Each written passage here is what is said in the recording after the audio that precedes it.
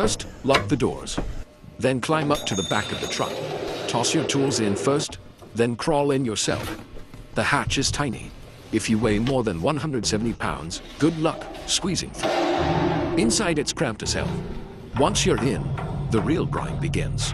Smashing hardened concrete like a maniac. Sure, you could hire someone to clean it out for you, but at $300 per ton, most drivers would rather do it themselves and save the cash.